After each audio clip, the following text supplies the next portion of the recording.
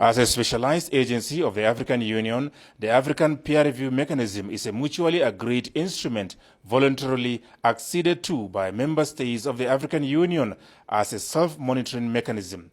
Its mandate is to encourage conformity with regards to political, economic, and corporate governance values, codes, and standards amongst African countries towards achieving Agenda 2063 and SDGs 2030.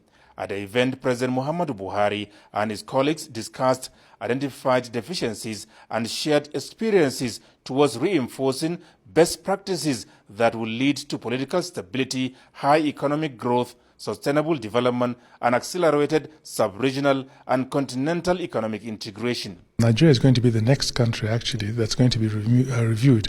So I think Mr. President was there to listen to the review of Egypt and to understand and to see the whole process and the different things, the governance issues that they review, and so on. So I think the takeaway was, it's called a peer review. It's about sharing best practices.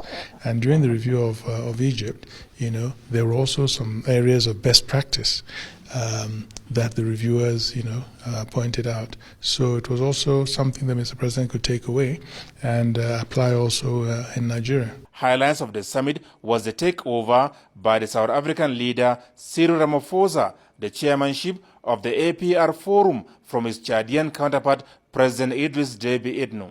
President Muhammadu Buhari also joined dozens of African leaders at the AU Peace and Security Council meeting in furtherance of their sustained engagement for a peaceful and secured Africa as envisaged in Agenda 2063. The situation in Libya and the Sahel region dominated discussions as President Muhammadu Buhari, during the closed session, condemned in strong terms the perpetrators of terrorism, violent extremism, and other forms of vicious conflicts that continue to cause mayhem and untold hardship in the region. He said time has come for a new strategic thinking to effectively prevent, manage, and resolve conflicts in the face of new circumstances. And of course, the Sahel aspect was, has a direct bearing on Nigeria. And so Mr. President was there and listened to the status report of the situation in Libya, which of course affects us greatly, especially with regards to small arms and light weapons that are proliferating in our part of the world.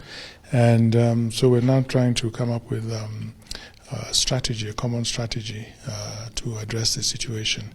But I think most importantly, in Mr. President's speech, it was really the question of, he emphasized in that speech that no foreign interference in Libya, because that is what is exacerbating the situation there, and the importance of all the parties sitting down and coming to an agreement.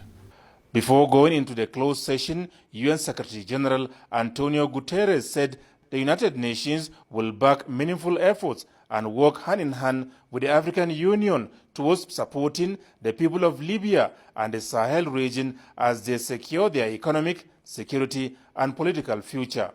From Addis Ababa, Ethiopia, Adamu Sambu, NTA News.